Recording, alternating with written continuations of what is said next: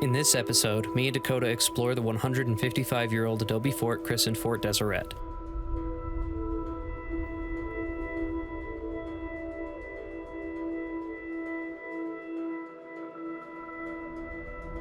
We also explore the strange alien towers of the Delta Solar Research and Development Site.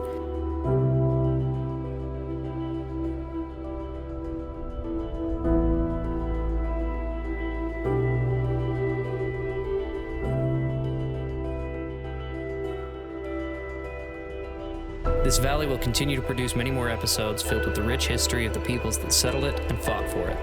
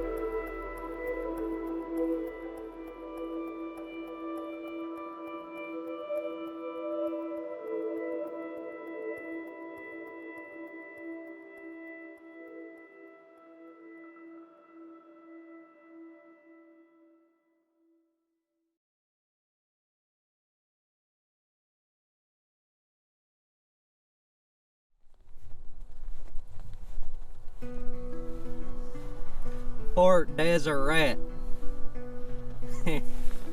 Correct. Fort Deseret was constructed by Mormon settlers in 1865 during the rise of the Black Hawk War.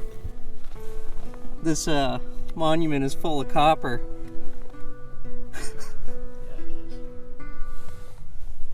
That's funny, and a lot of quartz.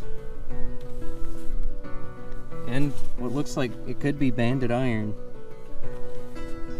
The fort's purpose was to protect the settlers from the Navajo, Ute, Paiute, and Pahvant Ute tribes that had taken to raiding encroaching settlements and farms in their territory.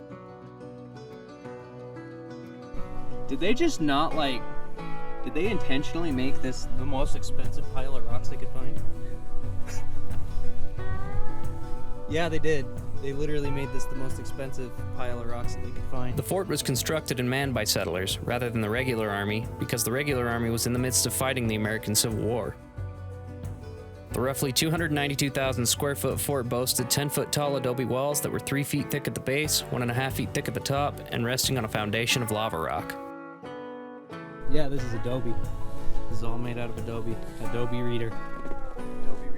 It's PowerPoint walls. A mixture of mud and straw was used to construct the walls of the fort. The mixture was made by plowing a trench, turning water into it, and throwing in straw. Then, oxen, women, and children from the settlement tromped it. The fort was completed in 18 days by 98 men.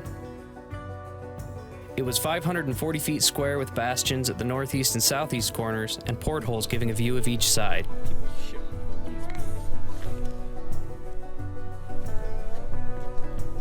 The fort was never actually used for its primary purpose as a stronghold to fight the natives. Rather, it was used to house the livestock that the natives so desperately sought to relinquish from the Mormon settlers. The fort did prove useful, however, in negotiating a peaceful outcome when Chief Antonga Black Hawk arrived, demanding the settlers give up their cattle. As the Black Hawk War in Utah progressed, the Ute tribes were defeated and eventually forced onto the Uinta Reservation. Because of this strategic victory, the Mormon settlers were free to expand without resistance.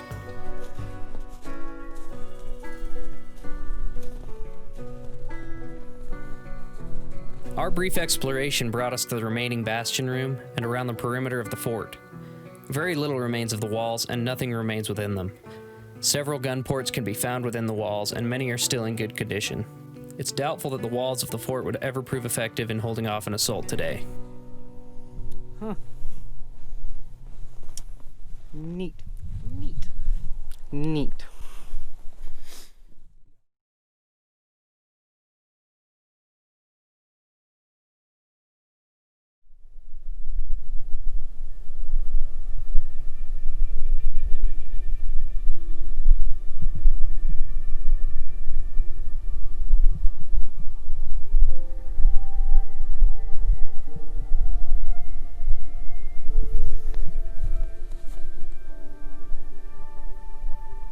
"10 to 15 minutes drive north of the site of Fort Deseret are the eerie skeletal remains of the Delta Solar Research and Development Site." Is rigid. Yeah, where it would theoretically turn is welded in. The only thing that really moves, you see the frame? It rocks back and forth and it can be lifted up and down. That's all that moves. These towers are alien in appearance, but are the product of a much simpler and much less sinister plot. The solar towers were designed and fielded by Raw Power 3, headed by Neldon Johnson. The towers were alleged to function by focusing light from the circular Fresnel lenses at the top of the tower into suspended crucibles full of combustible materials. These combustible materials would burn and generate the heat necessary to boil water and turn bladeless turbines to generate electricity. The turbines never worked and were never intended to work. The sole purpose of the towers was to reap federal tax incentives that were established to promote the production and spread of solar energy production. The project was started in 2008 and by 2015 had cost the Treasury more than $4 million. Somehow, through a complex loop of purchasing lenses, leasing lenses, and returning lenses, companies that invested in this solar energy research scheme got a kickback in the form of tax credits and deductions. What do you think, Dakota? Those are whack. Whack indeed.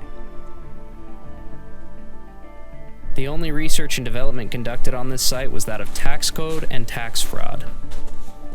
Neldon Johnson and his associates were charged with tax fraud in 2018 and fined $50 million on top of having all property seized by the state and auctioned off.